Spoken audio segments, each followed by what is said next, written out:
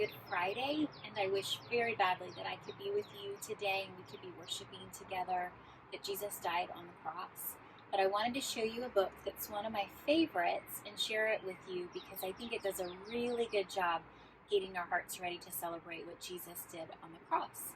Parents, if you've never heard of this before, it's part of a series called Tales That Tell the Truth, and I would highly recommend any book from this series.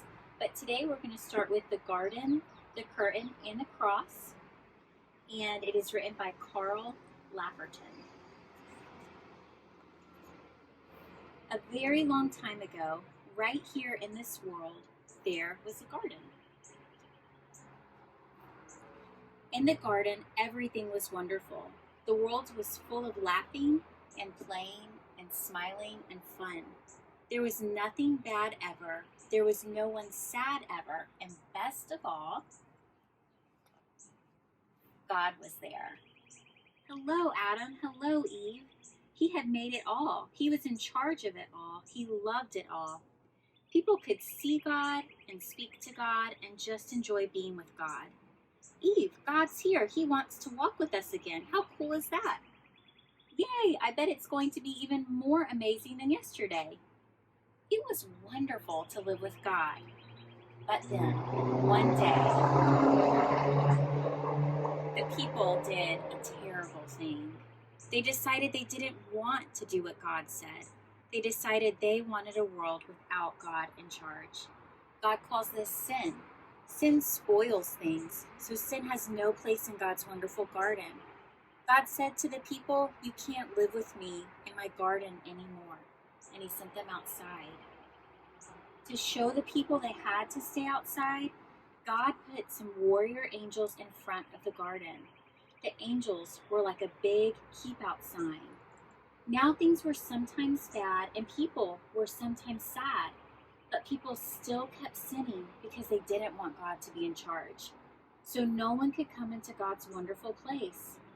God said, because of your sin, you can't come in. God wanted people to remember it is wonderful to live with him, but because of your sin, you can't come in.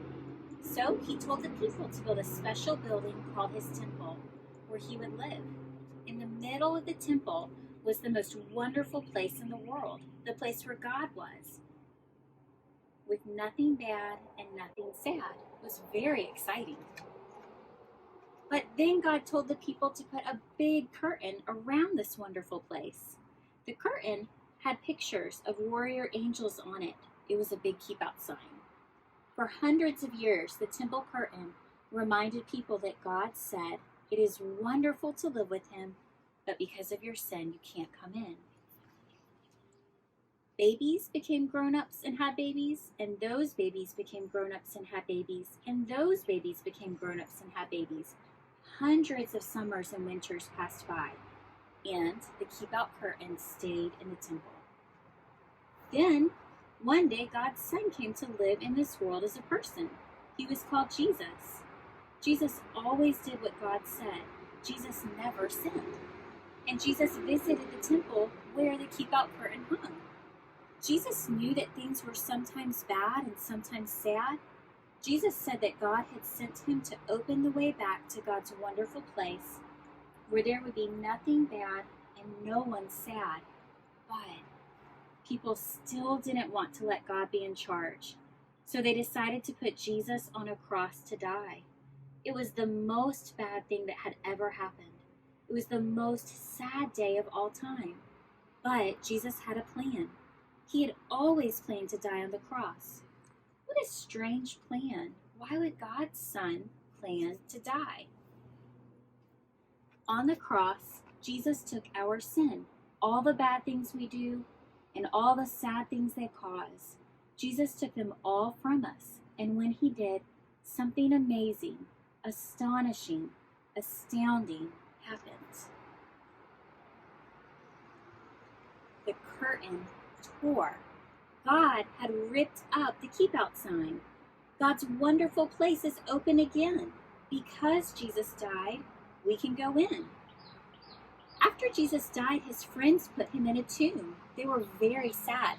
For 2 days, nothing happened.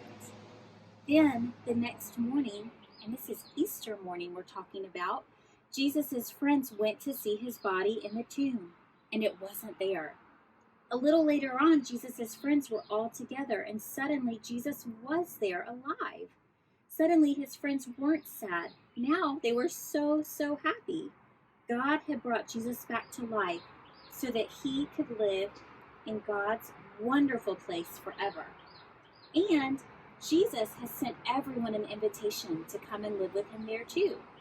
He tells us, God says it is wonderful to live with him. Because of your sin, you can't come in. But I died on the cross to take your sin. So all my friends can now come in. We can live with God forever. There will be nothing bad and no one sad. We will see God and speak to God and just enjoy being with God, just as he planned. It will be wonderful to live with him, and it's all because of Jesus. We will say every day, thank you, Jesus, you're amazing. And you can start saying that today.